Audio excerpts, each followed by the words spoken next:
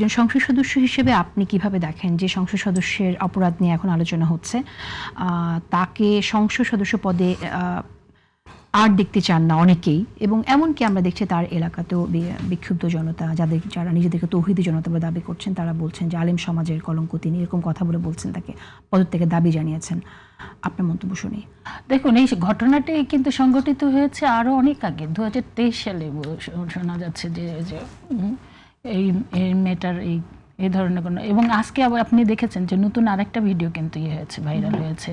সেখানে কিন্তু সেটা কিন্তু কোনো ইসে ছিল না, বেডরুমে ছিল না, সেটা একটা কোচিং সেন্টারে, এবং সেখানে মানে এই ভদ্রলোক ওখানেও কিন্তু এই যে সেক্সুয়াল করছে, অ্যাক্টিভিটিস করছে।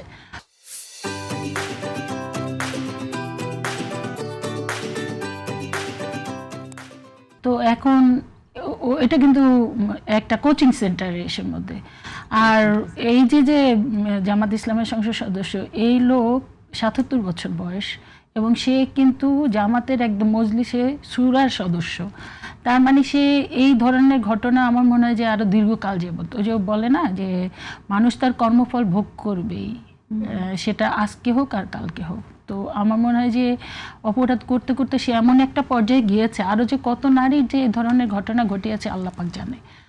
তো এখন যেটা হাতে নাতে ধরা পড়েছে, এখন সারা বাংলাদেশের সাথে, আর আমি একজন দীর্ঘ বছর যাবৎ নারীদের নিয়ে রাজনীতি করি, নারীর যেখানেই কোনো অসঙ্গতি দেখি, যেখানেই কোনো সমস্যা দেখি, সেখানেই কিন্তু একটা প্রতিবাদ গড়ে তোলার চেষ্টা করি, আওয়াজ তুলি। সেই জায়গা থেকে তো আমি অবশ্যই বলবো, এ শুধুমাত্র সংসদ সদস্য পদ গেলেই চলবে না, একে এমন মানে আইনের আওতায় এমন করে এনে এবং প্রকাশ্যে এমন কিছু করা যায় কিনা যেটা এই একটা এক্সাম্পল হয়ে থাকবে, যেটা দেখে আর কোনো দিন কোনো পুরুষ আর এই ধরনের ঘটনা করার জন্য সাহস না পায়।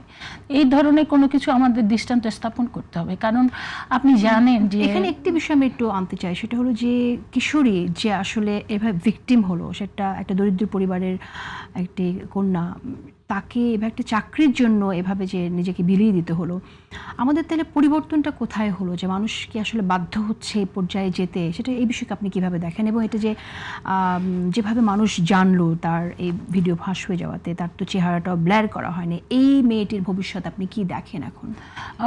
এই মেয়েটির ভবিষ্যৎ অবশ্যই আমাদেরকে এই জায়গায় ভীষণ গুরুত্ব দিতে হবে। এই মেয়েটা তো ইনোসেন্ট, হয়তো মেয়েটা আমরা যেটা দেখেছি না, আমরা ভিডিওতে যেটা দেখেছি, মেয়েটা কিন্তু বারবার করে ইগনোর করছিল, অস্বস্তি, ভীষণ অস্বস্তি বোধ করছিল, নিরুপায় হয়ে যে মেয়েটা এই করছে। তা এই মেয়েটাকেও আমি মনে করি রাষ্ট্রে কিন্তু প্রোটেকশন দেওয়া লাগতে পারে। কিন্তু মেয়েটা এখন এটা জানি না, এটা চাপে পড়ে কি বলছে, নিশ্চয়ই চাপে পড়ে বলছে, কারণ ও যেটা স্টেটমেন্ট দিচ্ছে যে সে তার সাথে বিয়ে হয়েছে, সে দ্বিতীয় ওয়াইফ হিসেবে, বিয়ে নিয়ে আপনি জানেন কাজের রেকর্ড এবং কাজী যেটাই করছে, এবং মেয়েটির মামাকে কিন্তু এখন ভিকটিম করা হচ্ছে, যে মামাই এই ধরনের ভিডিও প্রকাশ করা হয়েছে, মানে যে মামা ছিল ড্রাইভার, এই যে এই কি দুর্বৃত্ত এই সংসদ সদস্যর।